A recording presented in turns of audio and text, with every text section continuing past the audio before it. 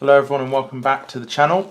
So we're going to continue with the Necron Index now. So this is part 2 of the Necron Index for 8th edition. If you haven't seen the first video, we covered HQ and troops. So if you pop back and see that, that's part 1.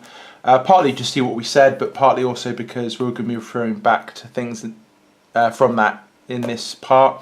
So like reanimation protocols, I'm not going to go back over what a war scythe does, things like that, because they were in the first part. So if you pop back and watch that before coming on to this, if you have watched that, brilliant. We'll get started now. I'm just going to do a recap of the first bit. So we had HQ and troops. Just a review. I think the HQs are very varied. You get a lot of choice, lots of different abilities. They're all pretty tough. There's some standouts. I think Imhotech's really good now. I think the basic Overlord, Lord and Cryptek are all well worth taking, and the Destroyer Lord's been pimped out. So I think sort of the basic guys and Imhotech are probably the best ones, but all the characters I think are roughly worth their points now, so I don't think there's really a bad choice. And Necron Warriors and Immortals are as good as they've always been. Immortals are actually, if anything, better because of the boost to reanimation protocols, the fact you roll every turn now unless they get destroyed, and the fact they get 2 shots a turn with their Tesla rifles. I think they're even better than they were. So that's a brief sum up for troops and HQ.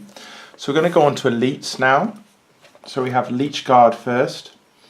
They've got a 5-inch move, 3+ weapon skill, ballistic skill, strength and toughness 5, 2 wounds, 2 attacks, leash at 10, 3+ save. So pretty good stat line. Similar to the troops of the army, but strength and toughness 5 and those 2 wounds and 2 attacks, which is pretty good. You get 5 Leech Guard, but you can have up to 10. They have a War Scythe as standard. The War Scythe we've been over, but they can have hyperphase swords, which are basically power swords, so -3 AP, damage 1, so not too bad. And they can have these and dispersion shields instead of the War Scythe. The dispersion shields are 4+ invulnerable save, which does make these guys very tough. Toughness 5, 2 wounds, 3+ save, 4+ invulnerable. Very nice. They get reanimation protocols. They get guardian protocols as well, which is roll a d6 each time a friendly dynasty character loses a wound whilst they're within 3 inches. On a 2+ or more from this unit can intercept that hit. The character does not lose wound, but this unit suffers, a mortal wound. So the wound is worse, but obviously the fact you can take it on Leech Guard automatically almost a 2+ is pretty epic. So that's a nice little rule and represents their bodyguard role. So that's pretty good. So I mean, I'm going to see how much Leech Guard are. So Leech Guard are 19 points, but with a War Scythe they are 30. With a Hyperphase sword and dispersion shield they are 36. So they're about 6 more points a model to have the dispersion shield and the Hyperphase sword. You can see why. Obviously having that 4+ invulnerable save, and so it makes them tougher, and then still having a power sword as a weapon. It's not particularly soft or anything. I'd personally have these guys with the War Scythe though, because it saves you some points. I think they hit harder. They're still pretty survivable with the reanimation protocol, which almost acts as an invulnerable save anyway, to an extent. I like the hitting power of the War Scythe, but pretty solid, yeah, and not too expensive. You know, in the 30s, these guys used to be in the 50s. You know, a couple of codexes ago, so not too bad. Got death marks here.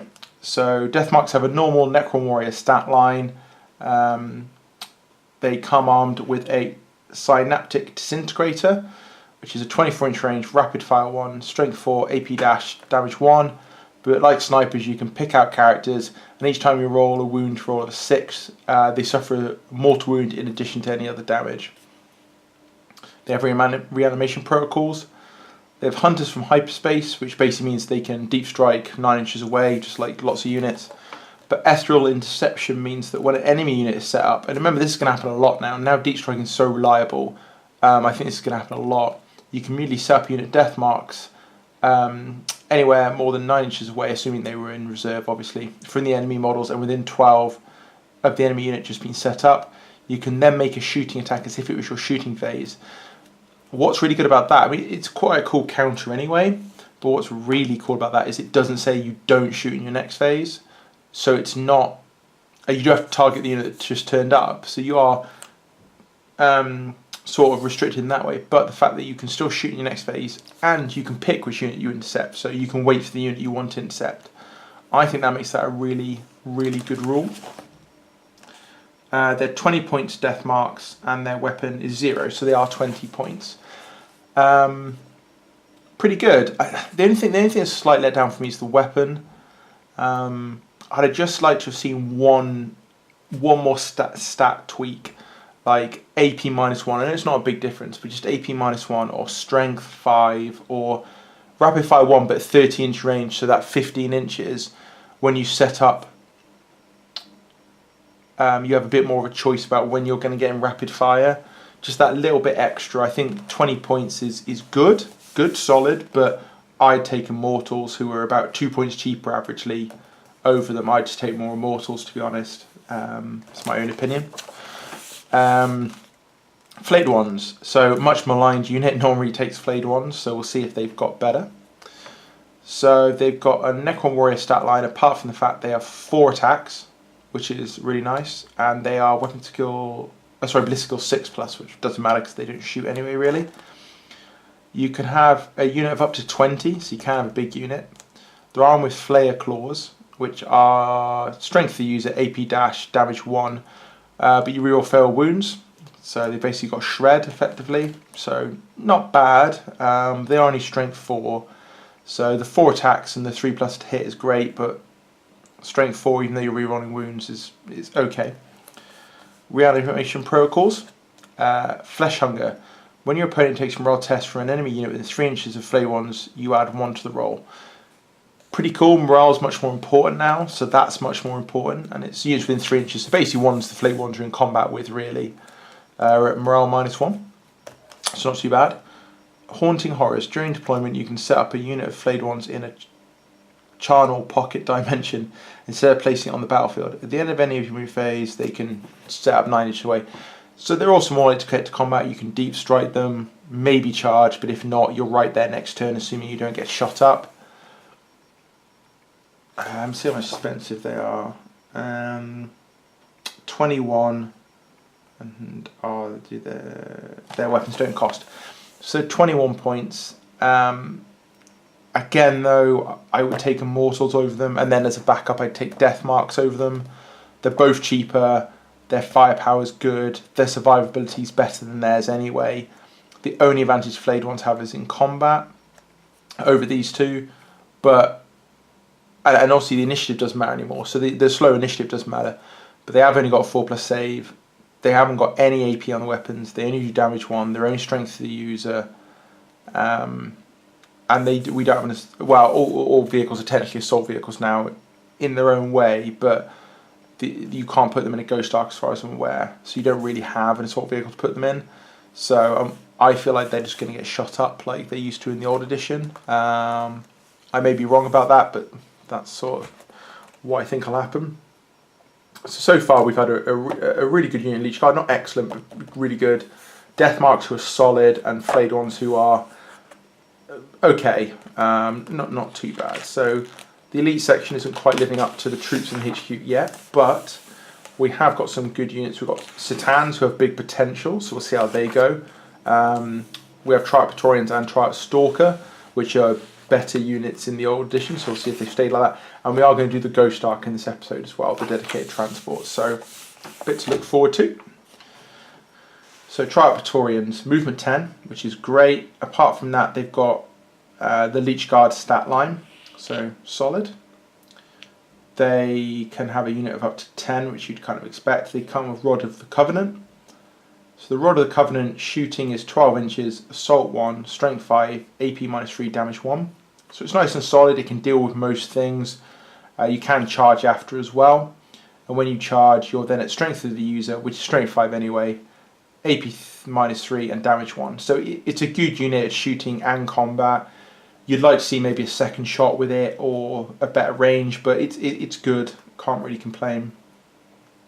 A Void Blade, which is basically just a power weapon, and a Particle Caster, which is a one-shot pistol, strength 6, damage 1. So nothing too exciting. They have reanimation protocols, which is okay. The really good part of these guys, though, is a purpose unshakable. The unit automatically passes morale tests. So not just are they very reliable, it also makes you think, could you start having a 10-man unit of them? Considering that you know they're never going to run away, or you lose models from morale, makes them really dependable. Like really dependable. You could also put a Destroyer Lord in with them, well, near them, because he moves 10 inches. So potentially a nice partner for the Destroyer Lord. They jump up, shoot, and then them and the Destroyer Lord charge. You could even have obviously a 7-8 man unit somewhere in the middle, and that could be really nasty. So let's see how much they are. They're 25 points. Their Rod of the Covenant is 10, so that makes them 35. I think they're not bad for that, to be honest. Same points as the Leech Guard with the dispersion shields and power weapons. They've got the same stat line, but they move further. They've got better shooting weapons. Their combat weapons are as good because they're basically the power weapon. So yeah, and they automatically pass the morale tests. So that's pretty good. I like them actually. If you do want the Void Blade and Particle Caster, 6, 10, that'll actually set you back the same amount. So don't see any point in taking them. You get a worse combat weapon, a worse shooting weapon. You literally get nothing out of it at all. Really. You do get the Strength 6, but I'd take Strength 5 minus 3 AP because most things have got a decent save. So they'll shrug off the Strength 6 probably anyway.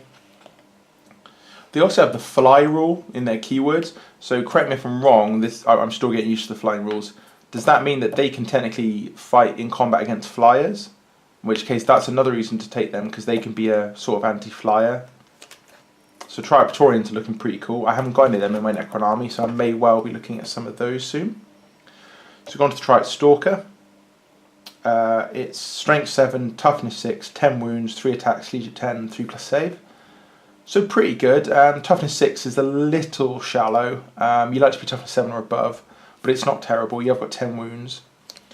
Your stats drop like all vehicles, so your movement goes 10, 8, 6, weapon skill 3, 4, 5, and ballistic skill 3, 4, 5. So your ballistic skills and weapon skill are never terrible, and your movement's never terrible, being 6 inches. So to be fair, and you only go back down to those bottom stats on wounds 1 and 2, so you're basically dead by the time it happens anyway. Comes with a heat ray and massive forelimbs. Obviously been going to the gym, some massive forelimbs. So the heat ray can be fired 8 inches, heavy D6, strength 5, AP -1, damage 1, and you auto hit. So basically it gets a heavy flamer, so it's not too bad. That's okay. The main thing is you get both these profiles now. You don't get one or the other, so that's quite nice. You can get focused, which is 24 inches, heavy 2, strength 8, -4, AP, damage D6, and you roll 2 dice and pick the highest. So basically it's a multi-melter, but it's got 2 shots. So that's a really nice long-range weapon. Especially hitting on 3s, that could do some damage. You can get a Particle Shredder, which is 6 shots, strength 7, AP -1, D3 damage, which is also really nice. Because you're losing 1 strength and -3 AP and D3 worth of damage. You are losing quite a lot, but you're getting 4 extra shots. So depending on what kind of stuff you want to kill, that's quite nasty. The Twin Heavy Gauze Cannon is 36 inches, heavy 2, strength 9, AP -4, D6 damage. So you get an extra strength over the heat ray, extra range. You keep the 2 shots, but you lose the double. Roll 2 dice and pick the highest in half range. So that's another really good option. And then massive forelimbs are strength of the user, which is 7, -1 AP, D3 damage. So he's actually, with 3 attacks, pretty solid in combat as well. That's a really nice range of weapons. All of those are worth looking at. Every one of them, depending on what you want. He gets living metal, so he gets a wound back a turn. Quantum shielding, which we've been through, which is awesome. So the more damage you suffer, the more likely you are to ignore it, which is epic. So last cannons, who cares? Oh, I roll 6 to damage. Cool. I need to roll a 1 to 5 to ignore it. So quantum shielding is awesome. Targeting relay. You can reroll hit rolls of 1 for any friendly Necron unit that makes a shooting attack against a unit that is being attacked by the Trite Stalkers. Again, epic, because it's not an aura. It's everyone on the entire board. Reroll 1 as long as they shoot the same unit. So this guy takes a pop at something you really want to kill. Potentially something this guy can't even really hurt, because it doesn't matter, because then the rest of your Necron army can pound it. Wow. So Trite Stalkers are epic. They're 117 points, which is frankly nothing. I know they've only got toughness 6, so they're going to be reasonably easy to kill, but still. 117 points. And then weapons. So, Twin Heavy Gauze Cannon is 64 points, okay.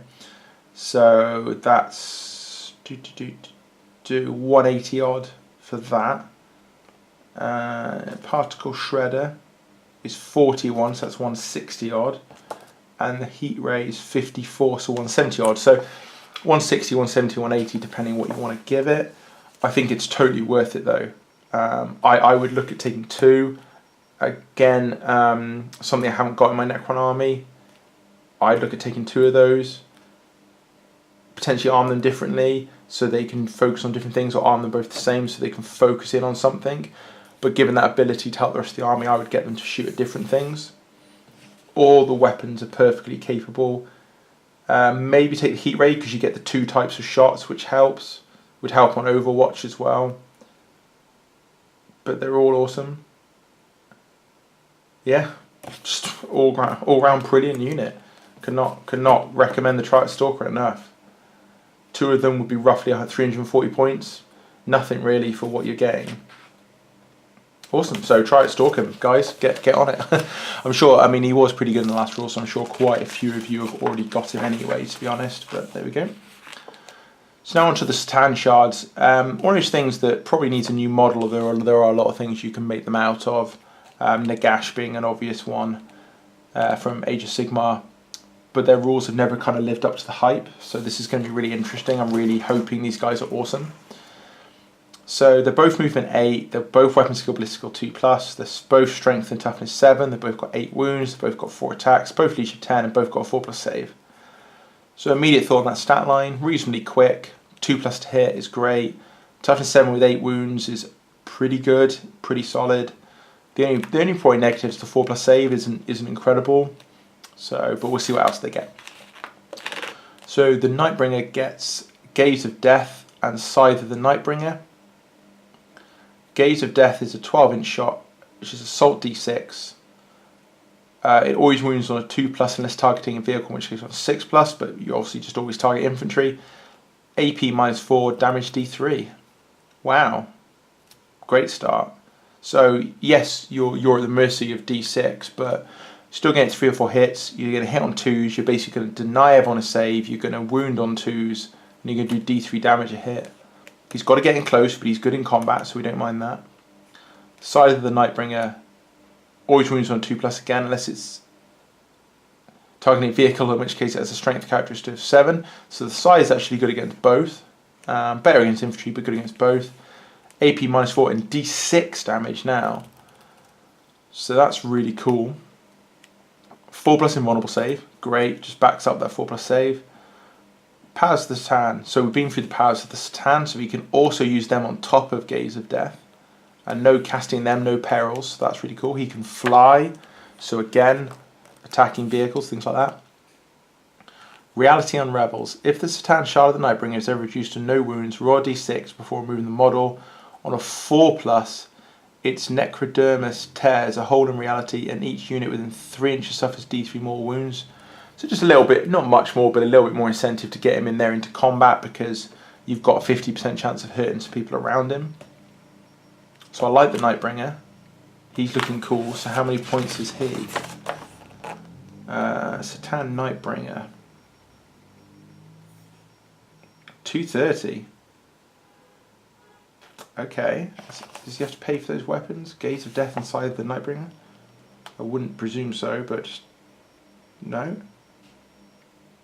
No, so he's 230 all in. Okay. Definitely interested in him. Because you've got to look at it as 230 is about the point you pay for a really nails character. People like Lysander, Calgar, you know, the Eternal Warrior, 4/5 wound guys from the previous edition. Obviously they're new rules now, but that kind of guy. And he can move faster than pretty much any of them. He hits on 2s, strength, toughness 7. How many people have that? How many people have 8 wounds? How many people have 4 attacks in this edition? There aren't many. Leadership 10, 4+ save, 4+ invulnerable, powers of the Satan, the gaze of death, the side of the Nightbringer, and the chance to hurt people when he dies. He's well worth looking at. This is exactly what I wanted. I'm so happy. This is exactly what I wanted. The Satans to be like, yes, you want to take me. I am a viable unit and I am a boss. Cool. So he's well worth looking at. Satan, Shard of the Deceiver, same stat line. He's armed with Star God Fists, which sound like the coolest thing ever. Star God Fists, AP -4, strength of the user, damage 3. Yeah, really nice. Basically, no one's getting a save. Your strength 7, hitting on 2s, and you're doing 3 damage every time without fail. 4+ invulnerable save. Powers of the Satan, reality unravels, same as the other one. Dread. Your opponent must add 1 to the morale test for any enemy units within 12 with the Deceiver, so that's nice. 12 inches, add 1.